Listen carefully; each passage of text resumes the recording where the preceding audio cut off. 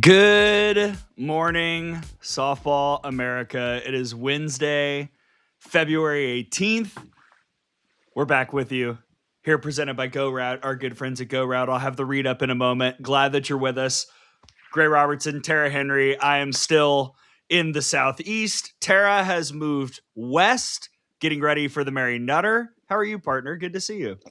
Good morning. I'm good. It's earlier morning here, 8 o'clock on the West Coast. I think that's what time it is.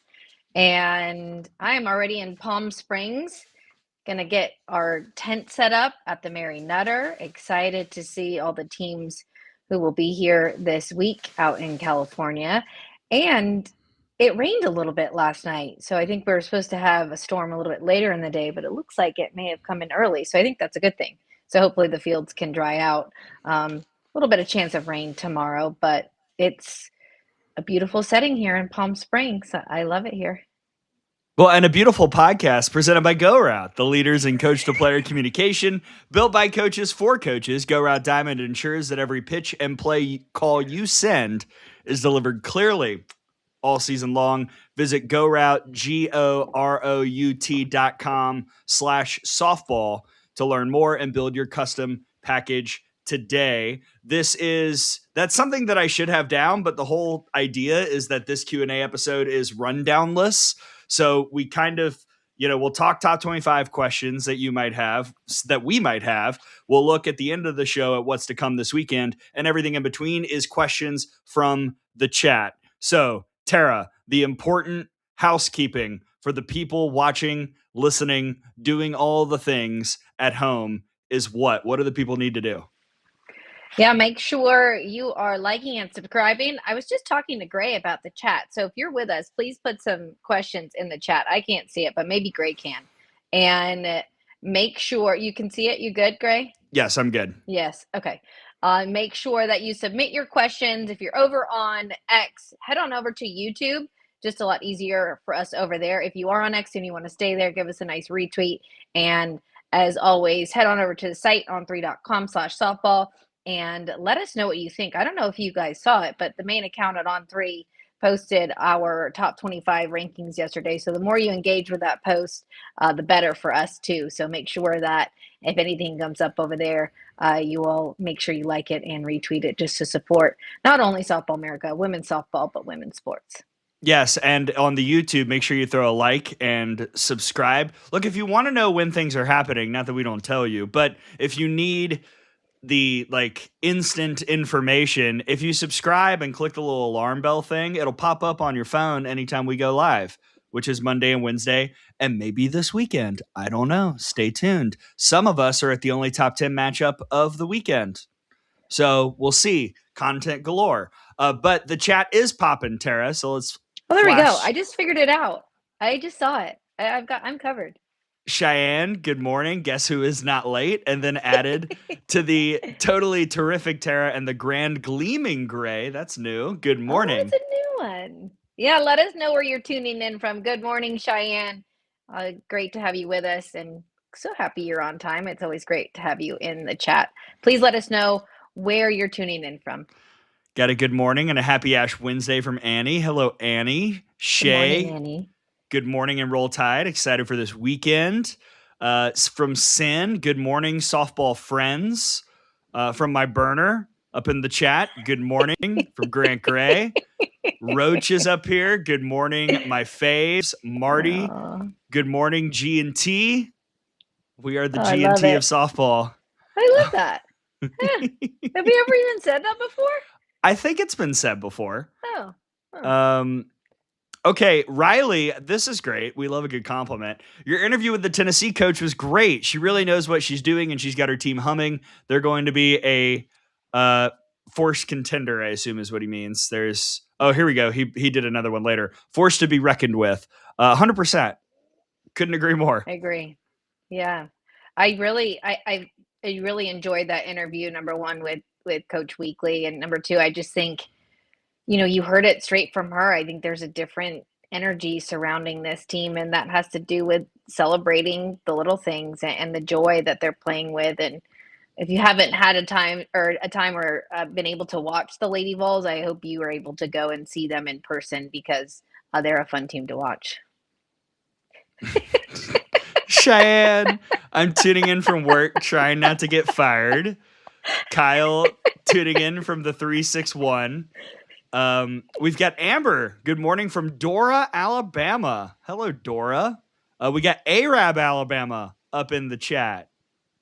We've got Sarah Newsom up in the chat. Look at all the people in my home state popping in. We love that. We've also got a lot of questions, which I haven't seen one yet about the top 25, but we will answer all those questions at some point very, very soon. I want to start, though, like we usually do in our one episode plus of the Q&A with the top 25, Tara, because we put out our new rankings on Monday.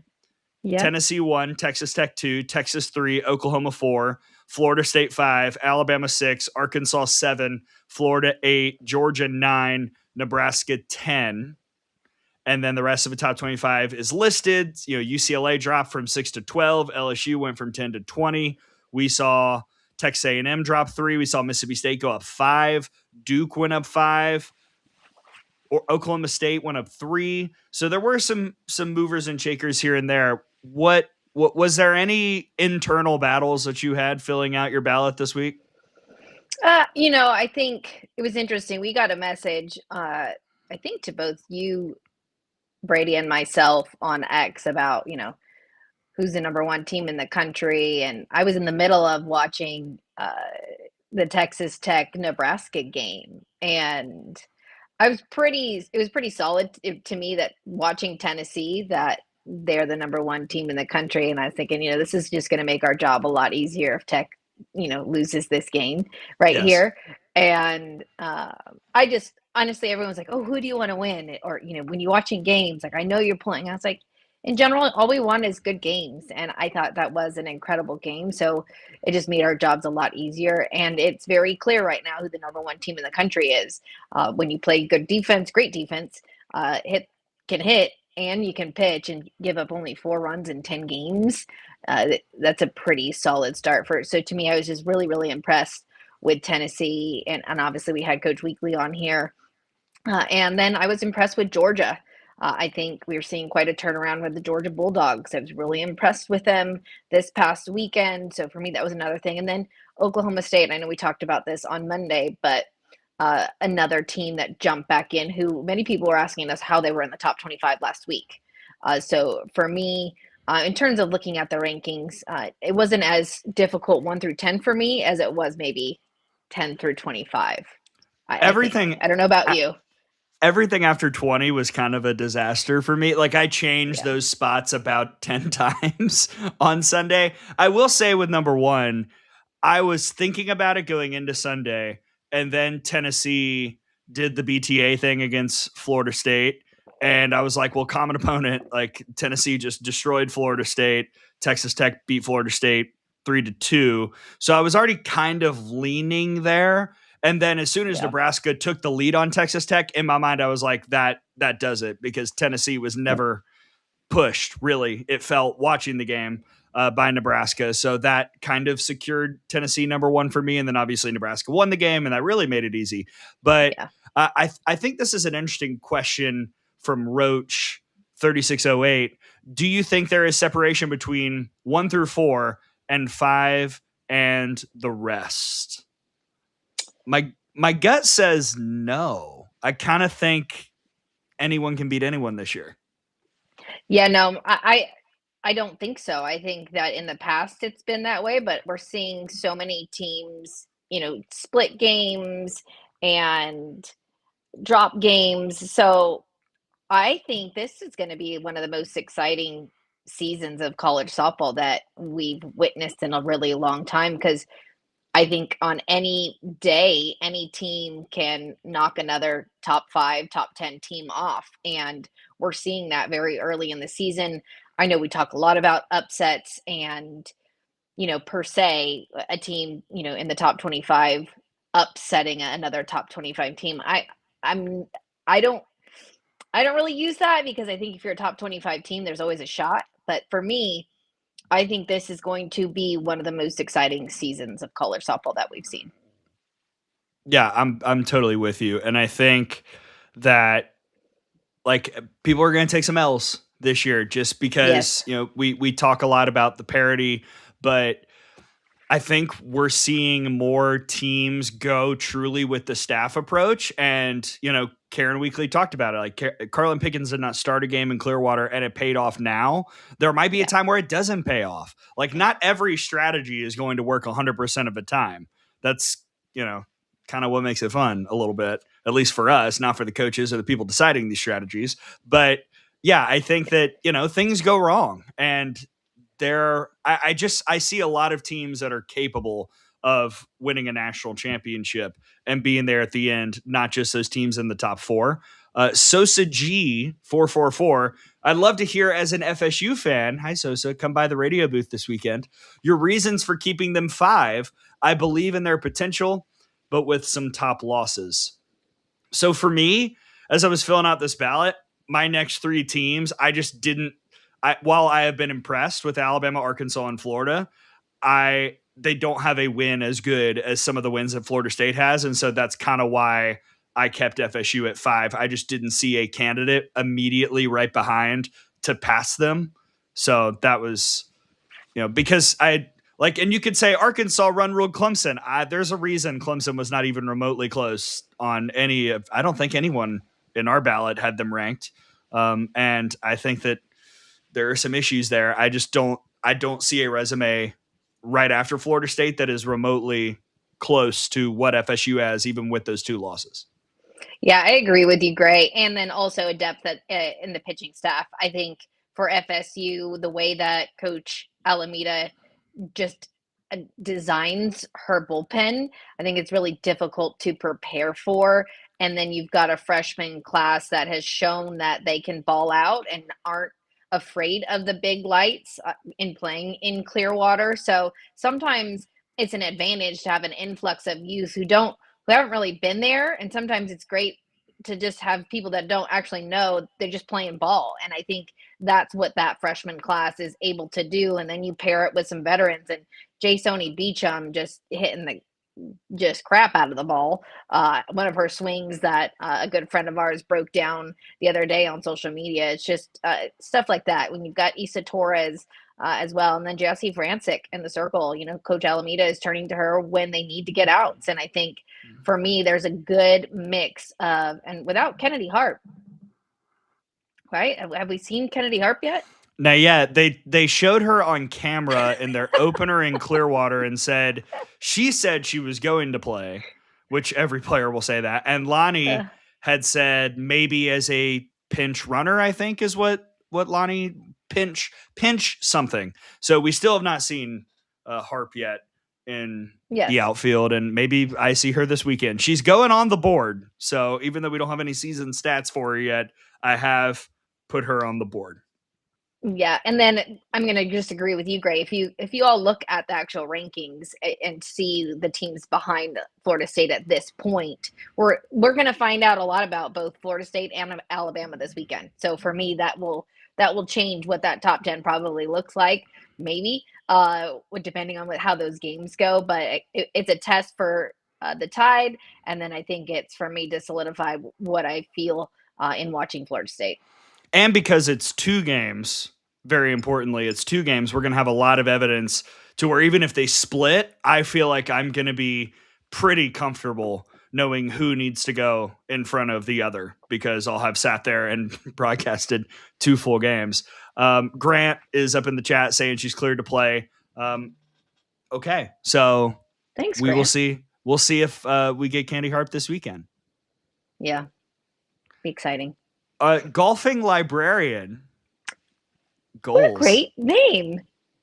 I love golf. Just immediately just calmed myself down, like just thinking about golf in the library. Oh man, is there any athlete doing the things that Scotty Scheffler is doing right now? The man can be down 10 going into the final round, and suddenly he's tied for the lead. It's inexplicable. Also, Tiger might play in the Masters. What a time for golf. Anyway, I'm wearing my Masters pullover today, by the way. These early season rankings are a bit like the CFP committee released their ranking after week 1, start ranking March 1st, which is fair. And the thing about these top 25 rankings, which we talked about on Twitter with I can't remember which person was up in Brady's DMs. It's important to have them as a barometer for where things are at that moment from the very beginning. Now, the preseason poll is the one where we're truly kind of reading the tea leaves. We're understanding who's coming back. We don't have any evidence to go on, but we do have evidence to go on right now. And that, at least for me, is what formulates my ballot. I use a lot of metrics when I'm putting together my top 25, which is why at times it probably looks radically different from what Brady and Tara have. But that's fine. It normally is. That's why we have math, and that's why it all, averages out to what it does. But I think it's important to have these early season rankings as well, just to kind of show where they are. And keep in mind, top 25 polls, ours, ESPN's, thank goodness the coaches poll, nothing to do with seeding. Just my annual disclaimer. Anyway, go ahead, Tara. I mean, I hear what you're saying, golfing librarian. I also think that coming out of your mouth was awesome. I just think I love that name, actually. I hope that you join us every week, please, and submit a question. I think for softball, to me, college football and college softball are so different. In college football, there's not a lot of games, and everything is weighted upon who you play, your competition. Yes, the same thing in softball, but there are so many games being played right now, and in non-conference play and tournament play, you're allowed to see, or we're able to see, different pitchers, different offenses, different players. And you didn't like that? No, with the logo. Sorry, keep going. Yeah, just so for me, I think it's a lot easier to move the top 25 per week because we're just getting a lot of information, unless it's a team like Florida, who we haven't been able to see very much, or Arkansas. But we obviously were able to see them against North Florida last night. So I think personally for softball, it's a little bit different than college football in that aspect. I think it's easier to make moves. And for us, we can be super flexible as a poll because we can make some reactions and watching, whereas I think some of the other polls, they just take a lot longer to make moves than we do. LJ Football 14. Do you weigh when top team loses, but they pitch their number 3 or 4 pitcher, or say a freshman gets their first start, like how Nebraska beat Texas's freshman Hannah Wells? BTW, I'm okay with Texas anywhere, 2nd through 4th. This is something we talked about a little bit, Tara. I'll let you take first crack. Yes, for me, absolutely. I think it's important who started the game, who pitched in the game, and how they lost. So what I pride myself in, and the rest of our staff, is I think we do a really good job and try our best to watch as many games as possible, because you can take a look at a box score and you can see what the stats are, but unless you were able to see how it happened and why it happened, I think that is a big part of why I'm so proud of what we do, is because we do pay attention to those things. And if I'm unable to watch something, or I can't catch something because I'm at a game, Brady's really good at updating both Gray and I, or Gray can update Brady and I. And I think that's what makes it really important, is if a 2 or a 3 or a 4 is starting a game, that's different than an ace starting a game to me, because that's just how it is, especially early in the season. How do you feel, Gray? No, I think that's 100% correct. And, you know, it does make it tough to place them overall. But I do think that kind of weights how much a loss hurts you and how much a win matters on at least in the public perception of myself, if I am the public. Now, I think so. I'm looking at LJ football's next comment, which is interesting. Nebraska should be higher than 10, in my opinion. Georgia higher as well. ATM, that'd be Texas A&M, much lower. Not sure I'm completely sold yet on Bama. I will say the other thing that really impacts the way that I think we all evaluate teams is not only when we're able to watch them live, but when we're able to see them in person. So I think that after week one, me and Tara both had Alabama at the same area because we both saw them in person. And as far as I know, we were the only voters in any poll who were able to see Alabama in person on opening weekend. I think that like Tara in Clearwater, she was able to get a up close and personal look on a bunch of teams that I saw from the TV side, but then I was able to ask questions to Tara and she was able to provide some details or say something that she saw in the venue that maybe I couldn't see on TV. And so that's the other collaborative effort there, I would say. As for Nebraska, the Georgia thing makes their ceiling for me a certain point because I'm not sure I'm ready to put Georgia like top 7, top 6 in the country. But I felt with the way Georgia kind of controlled Nebraska that it would be harder for me to rank Nebraska higher than Georgia, especially with a 6-4 record. I think Nebraska is very good. Obviously, I'm not breaking any news, but for me, it was very, very hard to consider bumping them ahead of Georgia, and Georgia had kind of a specific ceiling as well.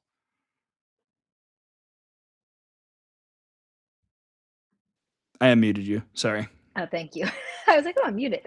Let me be clear about this. Like, Nebraska is going to be a problem for teams.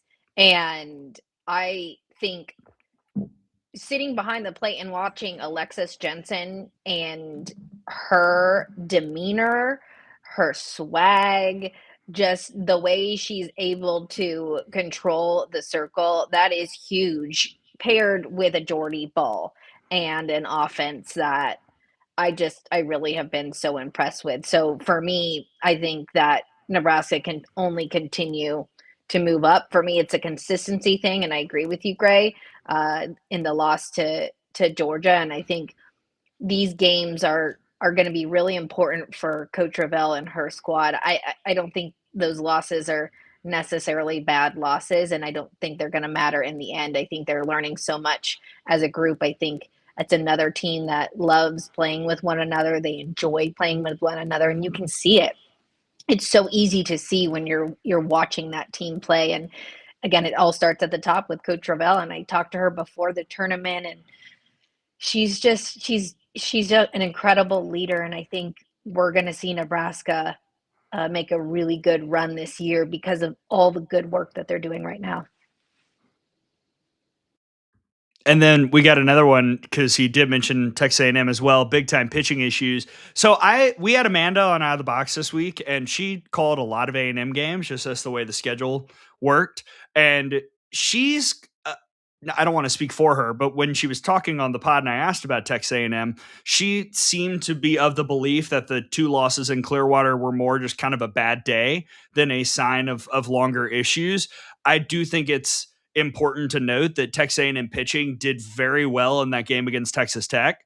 You gave up the 2 runs in the first, and then Mia Williams had a double to drive in, I think, Maya Davis, and that was in the 5th or 6th inning, and that was pretty much it. They did have a tough opening day in Clearwater against the 2 ranked teams, and that is important, but getting the 3 wins, I like the way that they played on opening weekend against Texas Tech. I felt like where we had them, which was 14, was about the right spot for now. I did feel it was important to have Mississippi State higher than Texas A&M because I feel really good about Mississippi State's pitching. But that's kind of where I stood.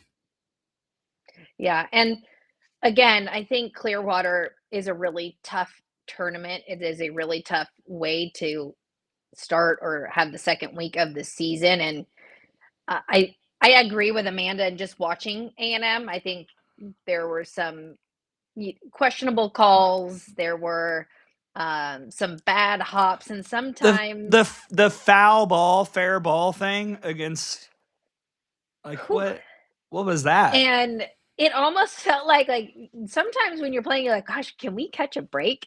And it kind of felt like that. I'm thinking, you know what? The Aggies are going to be really happy if that happened to them in week 2, rather than in regional play.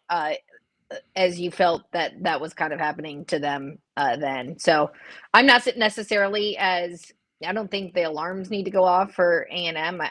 I think that again it's a lineup and a squad that's full of talent and wasn't as I'm not as concerned I think as maybe some of you are in the chat just from being there and seeing. I know Harger wasn't happy with the officiating because I saw him walking out when he got tossed from that ball game. I know he wasn't really happy about it. But other than that, I think again it'll all start to settle as they start playing some more games. All right, we're And gonna I'm gonna start. get to see him. I'm gonna get to see him here pretty soon. Yeah, true. Yeah. Along with a lot of people in tri-tip sandwiches, there are a lot of Mary Nutter questions, so we'll start morphing that way a little bit and get to UCLA. Again, kind of not specific top 25, but we're starting to shift into the general questions. So keep sending your stuff into the chat. Are you worried about UCLA? They didn't have the best weekend, but did get a couple wins. I am worried about UCLA pitching. I am not really worried about UCLA as a whole. They're going to score, but yikes, the pitching. Taylor Tinsley's going to have to do all the things this year. Yes, I think it's going to be really important for the Bruins to get some solid wins here this weekend and then at the Judy Garmin. Am I as worried? You know why I'm not, Gray? I'm not as worried. I know. I'm not as worried because I just sat behind the plate and watched Taylor Tinsley throw against LSU.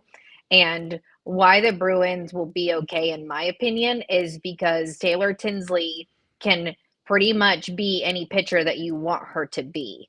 And so she can throw very different innings. So she's not going to always throw the same pitch. And so you've almost got 2 pitchers or 3 pitchers in Taylor Tinsley. Is she going to have to work a lot? Yes. Do I think there were some innings that Natalie Cable gained as a freshman and got, a little bit shelled, but also there were some really good innings that she fought and competed and had some really nice pitches. So again, I think it's too early and with those bats. And let me tell you, Gray, the infield, UCLA's infield, I haven't seen the infield look this good in a really, really long time. And you know me, I'm very tough on the Bruins in general. Yes, you are. But Brie Alejandre and Alina Garcia on the left side, let me tell you, Brie Alejandre, the plays that she made in Clearwater, out of control. And then she did it at bat, so she can hit the ball out of the yard. So for me, I think there's a lot of upside, and there's, normally me, it's like, oh my gosh, the Bruins, I'm worried. And I can honestly tell you right now,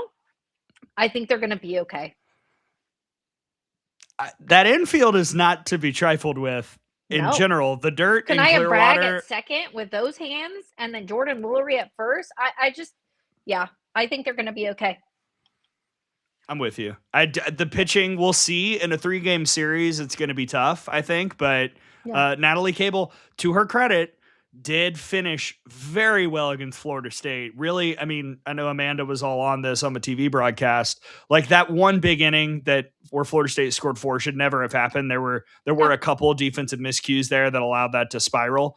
And yeah, I'm not worried about Florida State. I have pitching concerns. I'm worried about pitching, but as a whole, I'm not worried about UCLA because quite good. Xavier. Hi, Xavier. What matchups are you looking forward to most at the Nutter? Ooh, what matchups? Are we going to go there? Yeah, I'm just going down in order now. So this Xavier put this one in at the start. All right. What am I most looking forward to?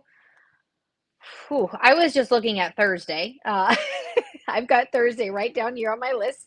And for Thursday, we'll start with Thursday. Oregon, Auburn is going to kick us off. And then Oregon, Texas A&M. 2 solid games right there. Duke, Texas A&M. Washington, South Carolina. This is all on Thursday. UCLA, Auburn, and then Texas Tech and Team Japan. This is just Thursday.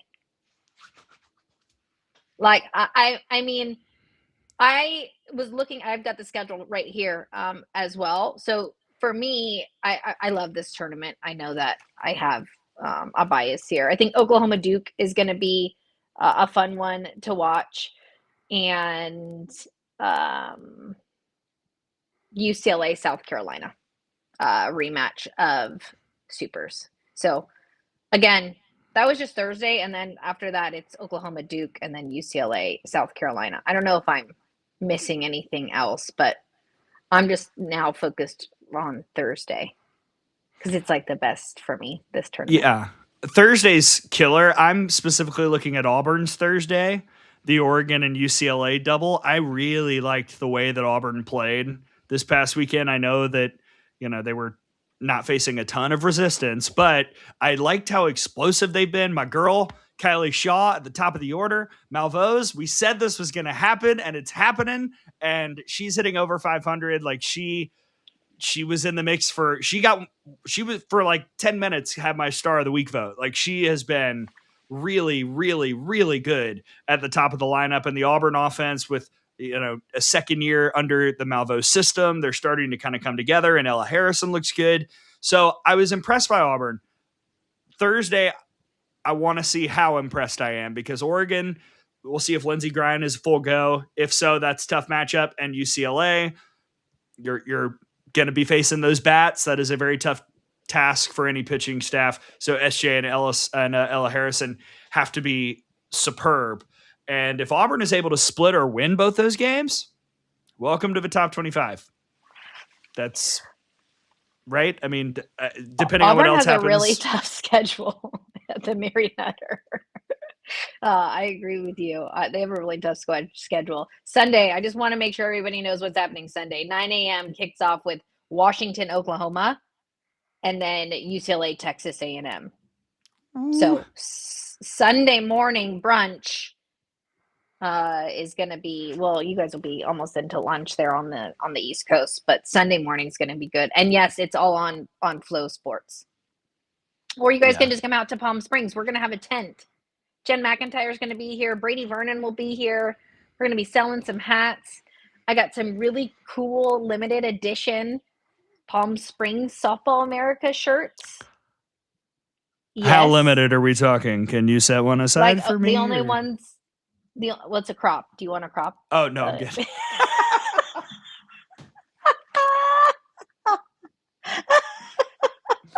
I love my gear, but there's some things I can't pull off. We're getting great. You want to extra Chat, large don't crop say a top? word. Chat, keep it tight, keep it shut. Oh my goodness. Just and coffee mugs. I'll save you a coffee mug. Oh yeah. Save me like my hats and a coffee mug, please. I'm going to try and download the images, and I'll put them up for you guys. Great. Just give me a second. Viewership went down 30% at the mere thought of me sporting one of those shirts. All right, Shea Elizabeth 34. Do you think the hot start for Tennessee combined with the SEC schedule luck could lead to another SEC championship for the Lady Vols? So back when the schedule came out, I had 3 winners listed in the SEC slate, or at least 3 that I had considered, because I also had LSU listed as a winner. But I felt like the 3 easiest SEC slates were Florida, Tennessee, and Alabama. I think if you're Alabama, we were talking about this the other day in the press box, like you're looking at your road series outside of Tennessee and going, okay, these all feel pretty gettable. Ole Miss, Missouri, and Auburn. And I think if you're Tennessee, again, like avoiding, like you host Alabama, which is never easy anytime those two teams get together. But outside of that, you pretty much skip a lot of the other top contenders. Florida, the same deal. So it's based on what I've seen, like, yeah, I don't necessarily think I'm ready to proclaim Tennessee's going to win the SEC, but the schedule certainly helps, along with how they're playing to start the year. Yeah, I agree with you. I think both. And then I even looked at Florida's schedule. I think Florida has a pretty, like you said, favorable SEC schedule. And Oh my gosh, I'm cracking up. This is what the coffee cup looks like. I like it. Yeah, okay. And then I'm going to get the crop for you guys as well. Any other questions while I get this crop top up here? Cheyenne, who is the mid-major you think will cause the most chaos this weekend? Will you allow me, dear viewers, to steer you to Starkville, Mississippi? Now, yes, I am all in. I think Mississippi State has started the year very well. Friday and Saturday, they host the Belmont Bruins. And we know that Maya Johnson is going to throw one of those games, probably only one. We've seen her beat Georgia.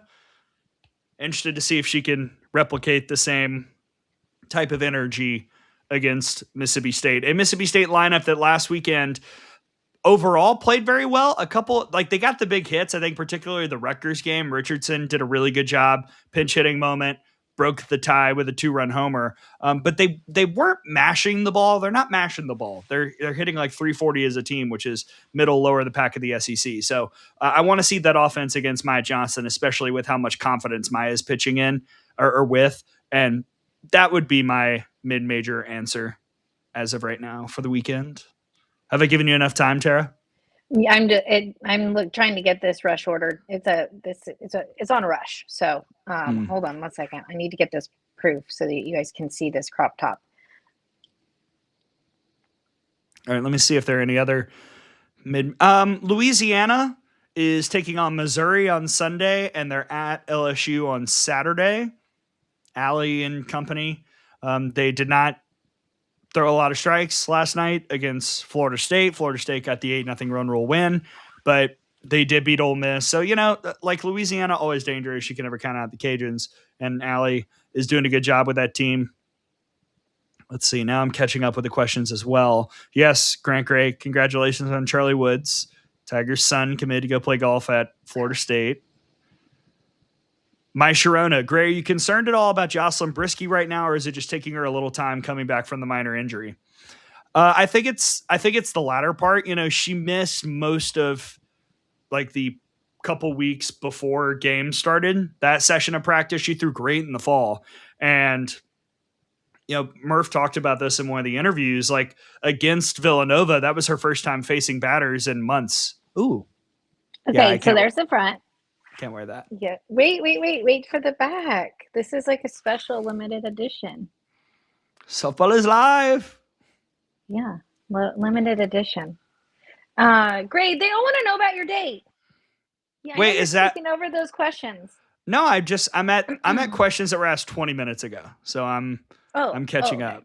Oh, but you guys, we just got a congratulations. We had 100 messages today. Oh. Keep it up. Wow. I love it.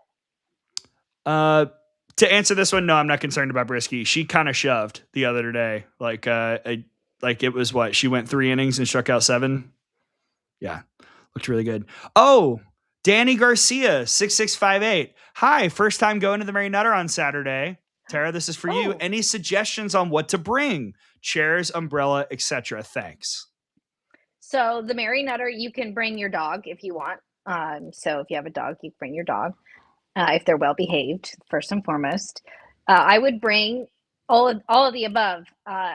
Chairs, a blanket. Make sure you bring a jacket, maybe gloves and good socks, because it can get chilly later in the evening. It tends to get chilly, and looking at the weather, it's going to be on the colder side. So you can be on the grass in right field on Yankee, which is a really great place to watch. There's bleachers in the outfield. You can also be on the grass. So I would bring a blanket and just make it a family affair. It's probably why I love this tournament so much, because it has a very travel ball field with some elite talented matchups at the Mary Nutter. So I think all of those things, chairs, umbrella.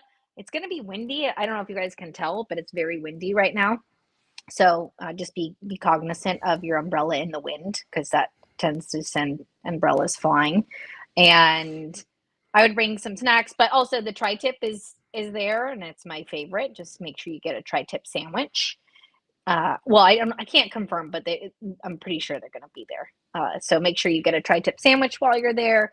The facility, there's 3 fields, and there's an indoor like bar area where you can sit and watch the games on. So if you're able to get one of those seats inside that you can watch the game on, it's pretty epic viewing if you're inside one of the 3 fields, because it basically overlooks the 3. You can stay warm in there, and if you can sit at a table and you can order and have your food and drinks in there, that's pretty fun to watch it there. But I personally like being outside and feeling the game and the energy and all that. So yes, bring all those things.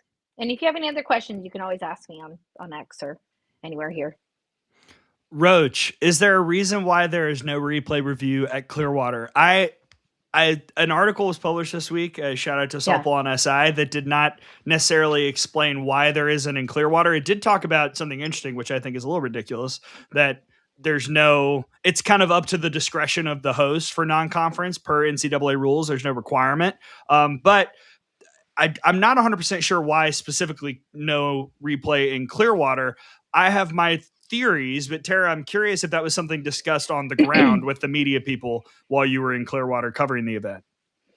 I don't know. I don't have an official statement from the ESPN events crew, but I would hope that they would address it, because I do think it's really important for our sport. And I don't know the official reason as to why they don't have replay.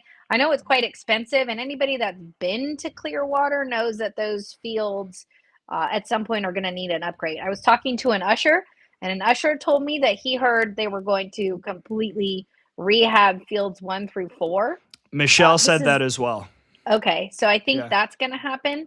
But I know bringing in that equipment is quite expensive, and I don't know if that was the case. I don't have a reason for sure, but I would hope that the ESPN events crew would maybe issue a statement and let us know. The only thing I can think of is that because I agree about the expensive replay part if we're doing Hawkeye. I think, though, that if you had kind of like one little monitor off to the side, a la 2019 SEC softball tournament, like when we just introduced review, and you had the TV copy on there, then I think that this could be fairly feasible. For me, it must not be where fields 1 through 4 are presently wired the same way as the primetime fields. So there must be some sort of disconnect there where maybe it is something that's capable of happening on fields 8 and 9, but not elsewhere. And if you can't have it elsewhere, then you can't have it at all. That for me was the only thing that I can think of specifically. We're going to hopefully find this out for you guys. We're going to try our best to figure out if we can get an answer to this, because I do think it's important. I think it's important for our sport. But in that same breath, like, you got to play the game, and hopefully umpires make the right call, number one. And then if not, hopefully they can huddle up together and then figure out the right call. And then you would hope we'd have replay. We've gotten a little bit spoiled, but everybody had to play with it. I'm going to go back to it. Like, you can complain about it, but everybody played without replay. So if you were there, you had to go through it. It is what it is. You knew going in it was going to be like that. So I think a lot of coaches are going to set that aside, knowing they're going to play on linear television and have potential to have linear time slots. So for me, I think that's probably where there's a little bit of give and take, but hopefully we can figure out what the real reason was and get that to you guys. I know that we've asked, but we haven't figured out what the real reason is. And I can make the argument that not having replay there was only one game that I would say if we had replay, the result might have changed.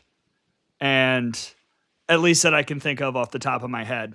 And that would be Oklahoma State, Texas A&M on the first day. There were, as we talked about, a couple calls that were like, okay. And that's the only thing for me that sticks out. LJ football, again, as I'm catching up with the questions, I think their offense is 1 through 6 is really good, but after that, they also lack depth like they had last year. Amanda is also nagging. I think she's underestimating their pitching concerns. Amanda's always been pretty straight up about Texas A&M and everyone that she covers, so I don't really think that's. I think for me with A&M's pitching, like half the battle is figuring out what you're going to do with Taylor Pinnell. And when they pitched her early in games, it didn't go well. I know she kind of did a little tongue in cheek tweet about it, but I love her as a closer, and some of her best work this season has been as a closer. So I think once Trisha Ford kind of figures out who should be in what role, that's going to really shore up the pitching staff. And coming into the year, she was like, I don't know, we kind of want to see where everyone goes everywhere. And while there are benefits to that, I think we also saw some of the weaknesses where just some pitchers weren't ultra comfortable as Tara's light finally goes out 45 minutes in. It lasted longer than I thought. I know. We were wondering how long it was going to be. The point about Amanda and knowing Amanda, I think she's very critical of the Aggies, like I am of the Bruins. So I think she goes the other way of it. So I wouldn't necessarily think that she's a homer there in knowing her. But I agree with you, Gray. I think, again, it's so early and you're trying to figure out how that pitching staff is going to work. You've got multiple arms that you can put into the circle. It's not a question of like, okay, we've just got one that we're going with. It's like, how are we going to use the staff and how are we going to use it effectively? So I think, again, I think we'll see these teams are made of as we get into conference play. Roach, slightly off topic question. Does bracketology work the same way this season? Yeah, I think I'm going to have to see 1 through 32 when I do mine. And Brady has already posted the preseason bracketology, so you can kind of see the formatting through, the way that the buckets work and how that's going to shift the way that he formulates that page. But yeah, I guess it does mean more work for me. So bracket packet parties coming in April. Bracket packet party. Oh, I love that. Bracket packet party. Yeah, I guess in April we'll morph the Q&A show into the bracket packet party. Yeah. Also, you guys liking these Q&A shows? Do you like the format of us interviewing coaches on Monday and then doing Q&A on Wednesday? We're just trying to figure out what's best obviously we have 2 shows and it's difficult to get players on Monday because most of them have an off day. And so that's why we would get coaches. And if we can get players, a lot of them tend to travel Wednesdays or maybe potentially are in class. So if we can get a player on the Q&A show, that would be more likely. But just, again, please let us know what you guys like. If you like this format, if you want us to go back to just having one show and where we do one big show on Monday, just let us know. We're here for you. Grant asks, is Brisky pitching this weekend? Almost assuredly. I would say it's like a 99.2% chance that Brisky will throw some pitches this weekend. Did you say 92%? I said 99.2% chance. 99.2. She was on a weekend long pitch count last week. I don't know the number, but I'm guessing it was about 100 based on how many pitches she threw in the weekend. But I would assume that was more precautionary than anything and that she'll be good to go because she looked really good 2 weeks ago. The real DKG247. Does OU have a legit chance to be the greatest offense of all time this year? No, because I think it's Oklahoma from like 2 years ago. The year all the seniors were there. That would be my OU pick. You never know. It's always possible. And you could be. But how do we evaluate that? Like this weekend has upped the stats to a significant level where it is what it is, but like I would still take beat for beat the team from 2 years ago lineup wise over this one.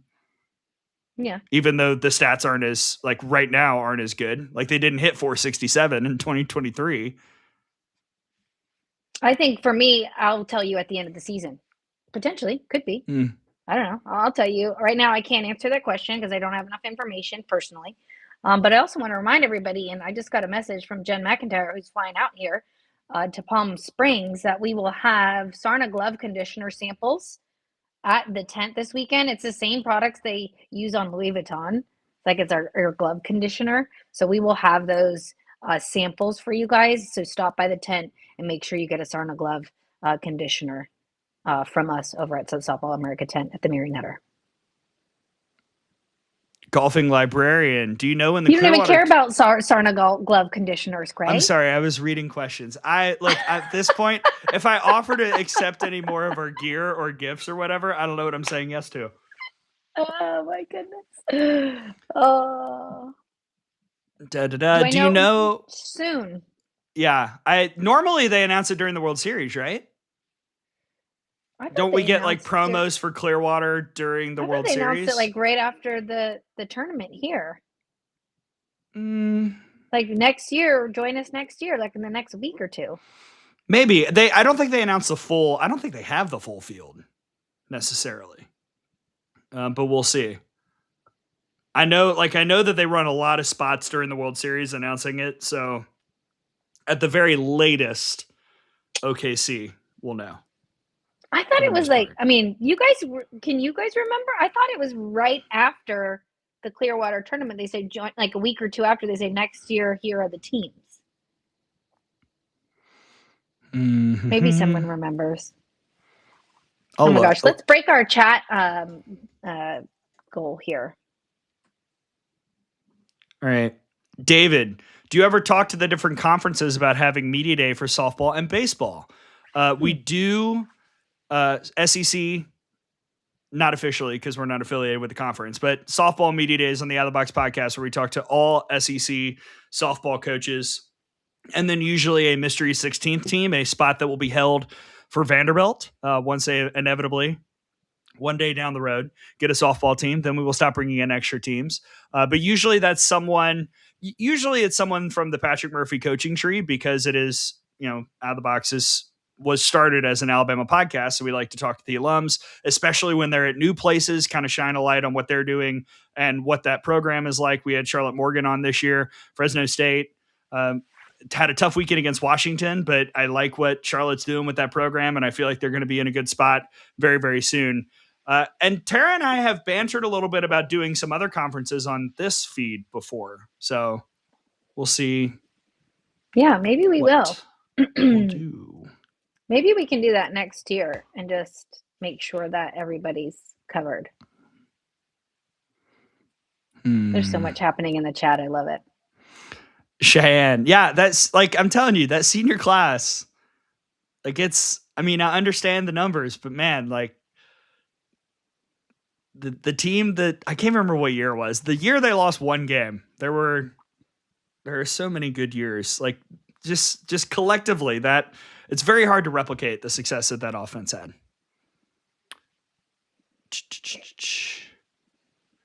Let's see. Xavier, do they use 4 umpires at the World Series, Supers, and Regionals? If they do, any chance some of these big pre-conference tournaments would do the same? We do have 4 umpires for NCAA tournament. Much harder to do that in the regular season just because there are so many games. Yeah, it's just hard. It's difficult. And it's a lot. It's a cost. Think about how many games you're running at the Mary Nutter this week and having that many umpires. It's just, it's a lot. You got 4 fields running, 5 fields running. Gosh, we'll do the count of how many games there are, but that'd be a lot. All right, I am at the end. So is it time for me to talk about my personal life? Yes, everybody wants to know how your date went. The wins date update. Here we go. Just gonna put it all up here. Cheyenne, all the softball talk is fun and all, but I want the Gray personal life update.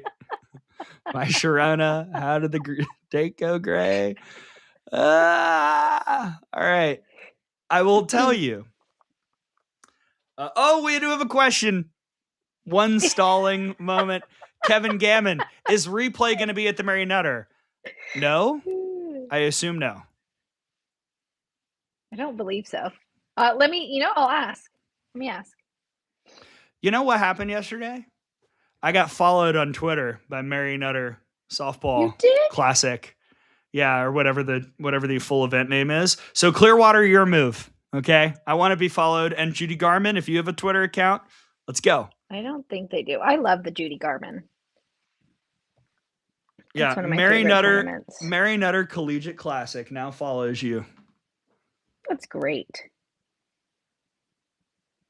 Yeah, so shout out. Maybe one day I will be able to go, but alas, it's not on the schedule next year. The schedule's fun, though. I will say that. No spoilers from me. Okay. Well, everybody knows we're going to Sarasota. That's public. All right. Wednesday went well. We had a great time.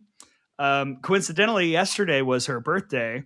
So while I was prepping for a baseball game that I have today, I had to go to Birmingham to get my haircut. So I also delivered a birthday present of some Cookie Fix, which is a legendary Birmingham cookie So cute.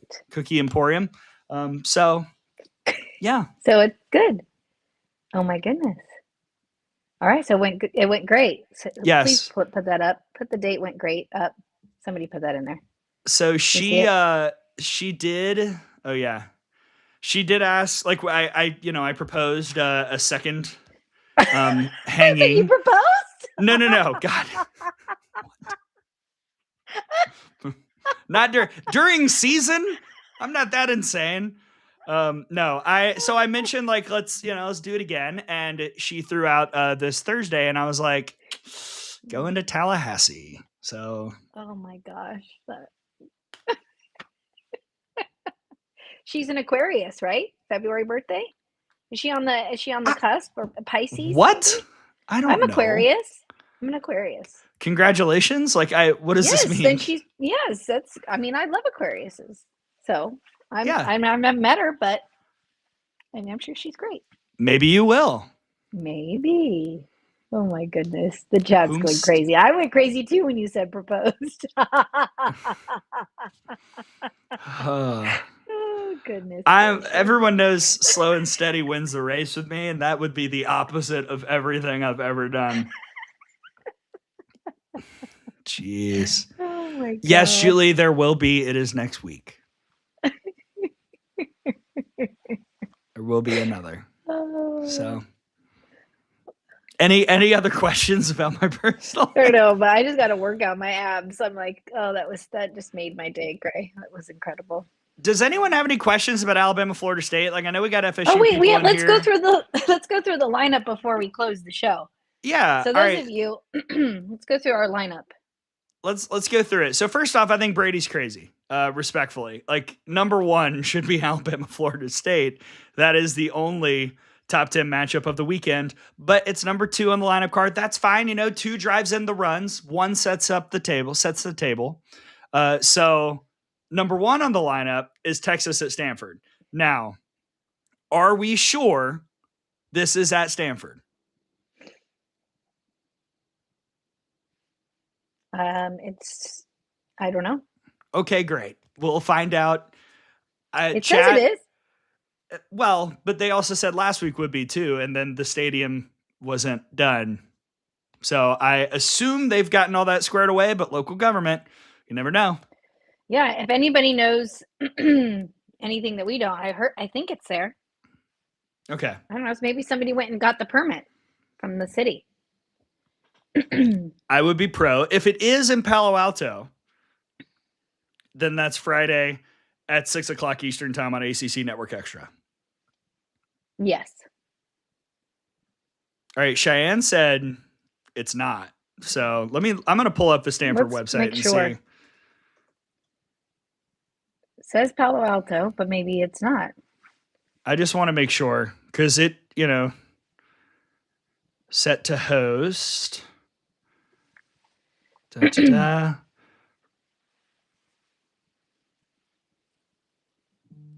Okay, according to the preview website, then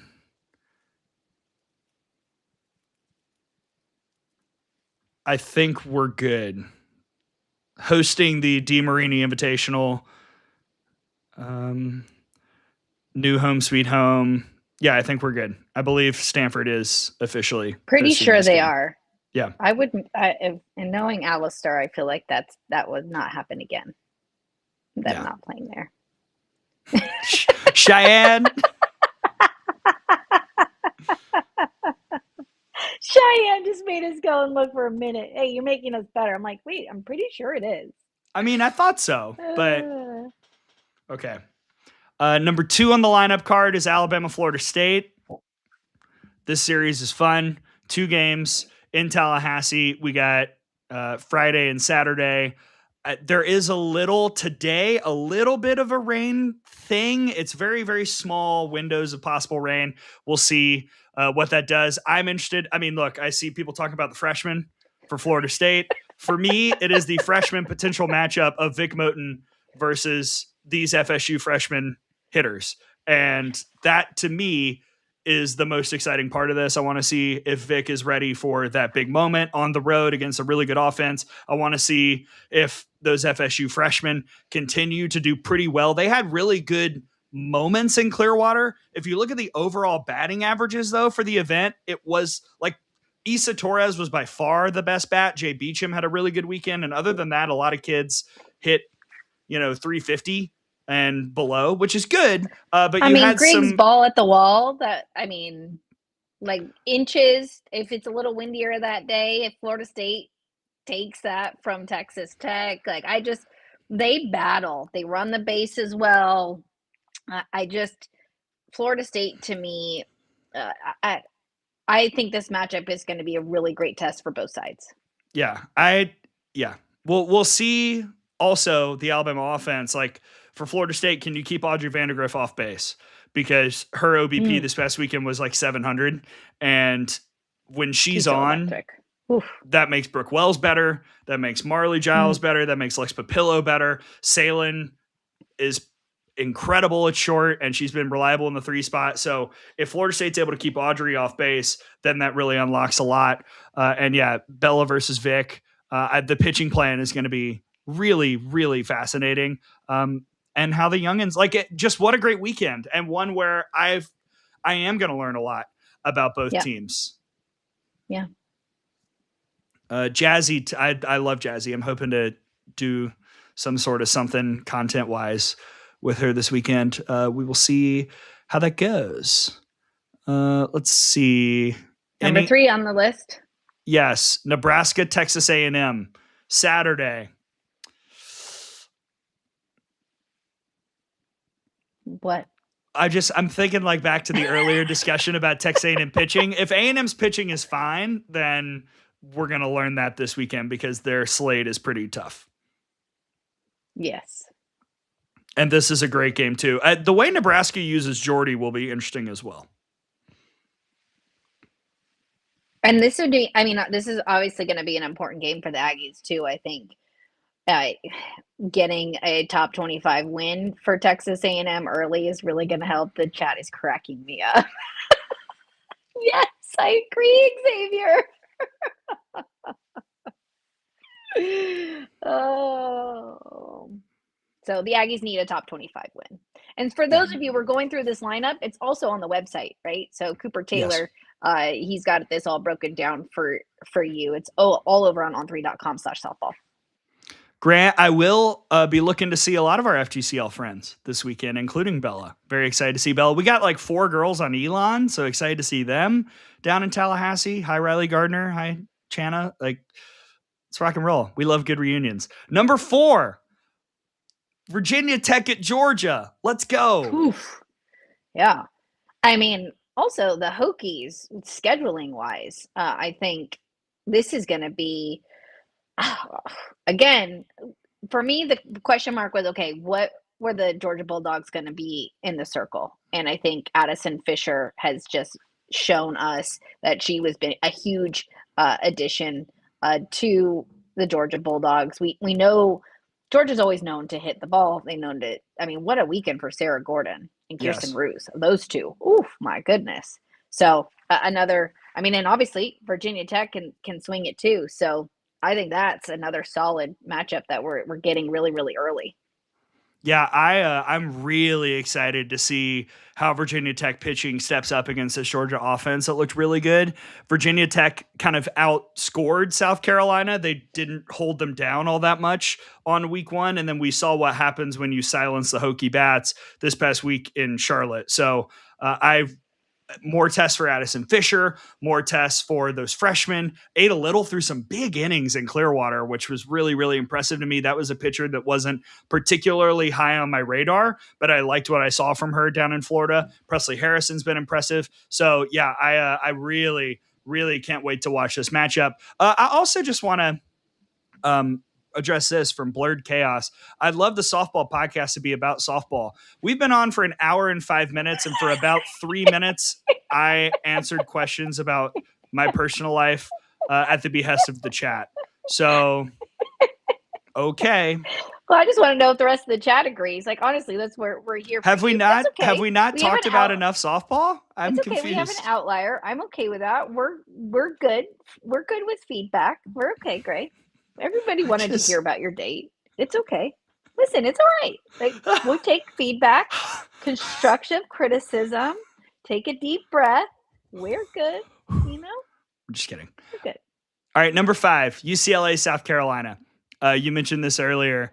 This is a rematch of supers, and again with South Carolina, kind of similar to Virginia Tech. I want to see how that pitching staff does against some really, really strong offenses. Obviously, UCLA, very strong offense. The South Carolina pitching staff, I feel like, doesn't quite know what they are yet.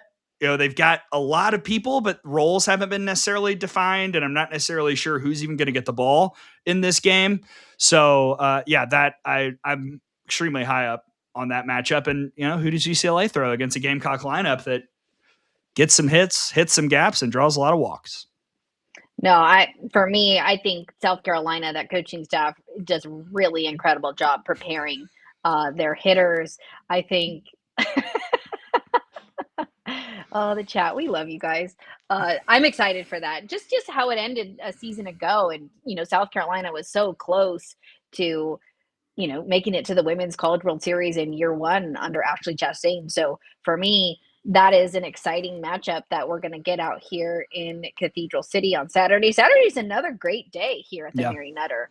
Thursday is going to be good tomorrow. Again, I'll be there just watching as much softball as possible. And Saturday is going to be a really great game too. Number 6 on the lineup is Oklahoma and Duke. I liked what I got from Duke this weekend in Clearwater, and I would love to see Cassidy Curd against this OU lineup. But I think the Duke offense is something to be reckoned with. This could be kind of a shootout, I think, which is fun. Oh, I agree with you. I think it's going to be a high-scoring game between those two. And really good stuff from Cooper. You know, Cassidy Curd's strikeout to walk ratio is 18-17. So keep an eye on the free passes from Curd. I think that's going to be, if she's in the circle for the Blue Devils. So, and we know that Oklahoma, they're professional hitters. They have an elite mindset, their ability to identify the strike zone, their ability to hammer balls that are in the zone or hammer whatever they're hunting is what makes them so good. So, but that's one of the games I was looking forward to. So that's on Friday at 4 Eastern. Can I real quick give like a alt star of the week shout out? Our defensive star of the week was Team GB's Tia Warsup. Oh, shout out to Tia. However, if I were to give a second one, Layla Lamar's catch into the wall. Get out of here. So good. And you know what? I also loved at the UCLA games when they showed the whole Lamar family sitting like you know, doesn't it make your like heart Marissa Young, Layla, like just the whole gang was there. Very cool. Good stuff. Oh my goodness. I know, seeing them just support her and love her, and, you know, Marissa just sitting there being a mom. Oh, I think that's so special. So cool to see. But yeah, congrats to Tia Warsup. Yeah. Shout out to Tia. She is a good teacher. Number 7, Texas A&M and Oregon. All about it. Friday. So when, if you're Oregon, like how are you doing this pitching thing on Friday? Because you're getting Auburn and A&M. Like Texas that's why. And it's Thursday. Is it Thursday? It says Friday. Yeah, I know it's Thursday. We need to fix that. It's Thursday. Unless they change the schedule. Let me look. No, you're right. That is Thursday. But that doesn't change. So in my head, it was right. Oregon is playing A&M and Auburn on the same day. So I think, to me, that's what makes the Auburn game a little bit more dangerous, because my assumption is Lindsey Grimes getting the ball against the Aggies.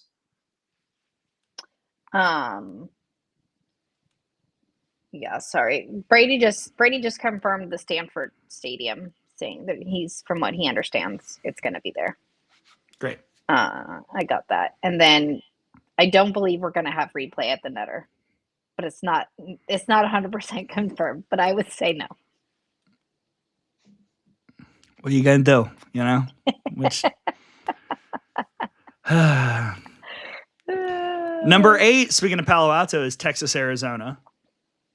So I love that these three are just kind of like getting together every year now. Yeah. All about it. It's like every year. It really is every year.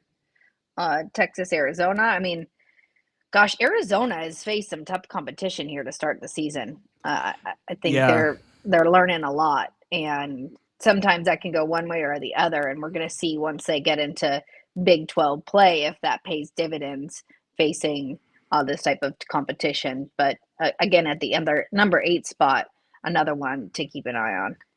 Yeah, I'm gonna be super real with y'all. I haven't released my ballots yet this year because I keep forgetting. But I am like a major outlier on Arizona. I'm like significantly lower on Arizona than the rest of our voters. And a big reason. The people? Tell the people what? I think I had them 24 this week. You did. Yeah. I'm really concerned. 16. I'm really worried about their pitching. Really worried. And I will say, I for some reason have seen a lot of Arizona games. Like I guess the game times, I watch a lot of Arizona live.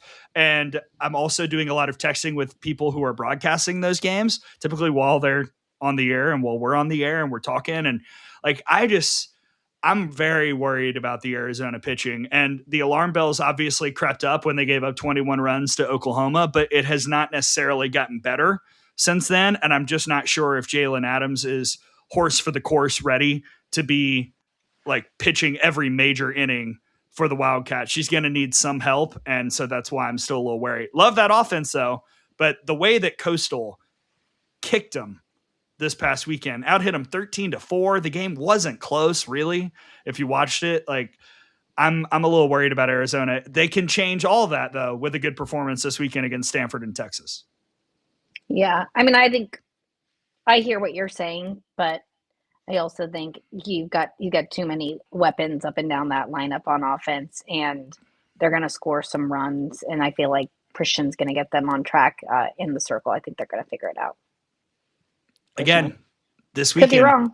Yeah. One of us will find out something this weekend. Oh, and neither of us were right about a team going undefeated. In fairness, I believe we both said none. Well, I just said it wouldn't be Texas Tech. I said it'd be A&M. Initially, I said no one, which also was wrong. But Tennessee was not. I should have thought of Tennessee. I don't know why I didn't. I obviously need to favor the SEC more. I don't know why that hasn't crossed my mind. Yeah. I need to lean in. All right, number 9. Belmont at Mississippi State is number 9. They played twice. We talked about it earlier. Maya Johnson's going to get the ball in one of them. When does Mississippi State use Peja Gould, who's been pretty clearly the ace? Just a fun chess match. Can't wait to see that. And number 10 is I'm sorry, go ahead. Go ahead. I was going to number 10. Great. Penn State at UCF. And again, really deep bullpens on both sides. I think we've seen a lot of pitchers in the circle for both teams. So who's gonna be able to outslug one another, or is it gonna be a pitcher's duel with pitch by committee? So I think that's gonna be a good one to watch. I got to watch Penn State in person. They've got a good mix of some youth in that lineup, and again, having Bridget Nemeth back in the circle I think is really important, but they've got plenty of options. And I just love Clarissa Crowell and her energy, and she is fired up when she coaches. And for me, like as a team, you can see that energy just translate directly into them. So, and I was impressed with UCF this past weekend. So I'm glad that was on the list. I would probably be upset if it wasn't. But can I add a pinch hitter to our lineup? Sure, go ahead. Just someone not listed. I think Saturday is a massive day for LSU. They host Louisiana and they host Michigan State. They also play Michigan State on Friday. But, I liked what I saw from LSU last night against South Al. They kind of got it together, took advantage of some mistakes. Pitching was pretty strong. They, you got some good stuff. Clopton looked good in the circle. Michigan State, we have 2 weeks of evidence now that says that team can swing it. Like they can hit the ball. Now, pitching is a bit of an issue, but if I'm LSU, I'm looking at this as a major test for your pitching staff and also a major opportunity for your offense. Louisiana as well. Those are two teams whose pitching staffs right now are just going through it a little bit. And I'm not necessarily sure if there is someone there to hold down the power bats of LSU. Those are two games, in my opinion, that LSU should win. And if they don't, then I think we have to start talking a little bit more about some of the Tigers' issues, or perhaps Clearwater was just a blip on the radar. Because again, I think this weekend presents a real opportunity to fix the areas that did not go super well this past weekend in Florida: offensive consistency and just overall pitching depth and who goes when and all that. Yeah, I mean, I completely agree with you, Gray. I think this is going to be another good barometer for a team that we're not quite sure what's gonna happen. Are they gonna which way are they gonna go? I think you can either kind of sit back and say, "Oh, woe is me," or you can figure out what needs to change and how to get better as a squad. And again, I agree with you. I think in that game against South Alabama last night, we saw that you take advantage. Good teams take advantage of the mistakes and then capitalize on and make sure that they close the door. So I agree with you. I think this is a good pinch hitter. I was wondering who you were going to bring in as a pinch hitter, but and then another thing for another good test for Michigan State. Like, are they for real? Last week obviously falling back a little bit, but have a chance to really regroup and make another statement. So yeah, we can add that as a pinch hitter. Maybe we can quote tweet it. Yeah, I understand. I've said a lot of places some things about LSU this week and my concern and how much I was really not impressed this past weekend. I'm still very much in on the Tigers. And I think a weekend like this would be a great opportunity to really kind of cleanse the palate a little bit and show yet again why so many of us were in on them to begin this season. And to your point about Michigan State as well, boy, I had to boot them from the poll this week. I'm ready to put them right back in if they go to Tiger Stadium, Tiger Park, and split with LSU and win some of those other games. So, yeah, a fun weekend ahead. Did we miss anything else, or is it time to wrap up? No, we're running along here, but hey, if you guys have questions, we're going to answer them. No matter what it's about. I think we're good. Yeah, I think so. All right, so it sounds like people are pro Q&A Wednesdays. Yeah, I think so. I mean, you can also let us know if you're watching this and it's not live. You can still leave a comment. We do see them. So if you want us to switch this around, I think they were asking for more shows, is what I saw. Oh boy. Oof. I mean, like, we're about to get into hashtag midweek season, so I'm about to be. Yeah. I don't think we have any road midweeks that are a great distance from me, so we're not going to, a long way. Ooh, one more question, Brady. What snack should I get for my drive? I mean, he probably has tons of snacks. I would get some of those chomps sticks. That's probably my favorite. What? I don't know, like beef jerky. You don't have chomps? Okay. I've never heard them referred to as chomps. Chomps, yeah, like beef sticks. Oh, we got one more from our buddy James. Hi, James. When are the 2028 team rankings going up? Very soon. I just saw the list. They're coming out. Brady's on here, so he can give you the exact date, but I just saw the makings of what that looks like. Okay. I like it. Brady, it's the brand. Thank you, Brady.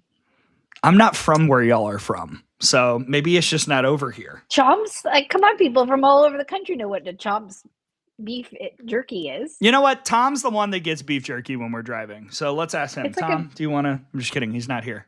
Oh, I was like, Tom's here? Brady, we won't have team rankings till they commit, though. Oh, they want Brady in the YouTube comments, not on Twitter or on X.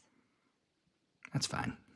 That's fine. Brady's cooking right now. He's ready for his softball vacation. No, he's not driving yet. He's driving in on Friday, I think. Yeah. Oh, I love you, chat. Y'all are killing me. Okay, I think we're good. We will be back Monday at noon Eastern, 11 a.m. Central Time, 9 a.m. Pacific, probably with some coaches from the Nutter. Honestly, probably. whoever looks better in Tallahassee, let's ask about their coach. We'll get Lonnie or Murph or somebody, and who knows? We will have multiple coaches to talk about. We will review the weekend, and then we'll have another Q&A episode next Wednesday. Have we covered it all? Any last shout outs for the Softball America events at Mary Nutter? No, stop by the Mary Nutter. We're going to have a tent there, and we'll have some merchandise. We'll have some hats, some shirts, some coffee mugs, a water bottle. If you are there and subscribe to the site right there, and you can show me that you just became a member, you'll get a very cool teal water bottle. It's in the other room, but I think you'll have seen it. So stop by the Softball America tent, and you can get a Sarna glove conditioner as well. 3 samples. They'll be in on Friday. So just make sure you stop by, say hello, and would love to meet you all. Yeah. Thank you so much. The show is driven by all of you in the chat. We appreciate everyone who tunes in and asks questions, kicks butt, takes names, and challenges us to watch the game in a different way, because sometimes I see a question that makes me want to reevaluate the way I watch teams, makes me want to get another look at a team. So we thank you for everything that y'all do. For my partner, Tara Henry, I am Gray Robertson. This has been Good Morning Softball America, presented by Go Route, the Q&A edition. We'll see you next week. Enjoy a killer weekend of softball. I got to start the music over. I forgot to do that. There we go. It's a Q&A show. We're just chilling. Bye, guys. We're just hanging out. Thanks, guys.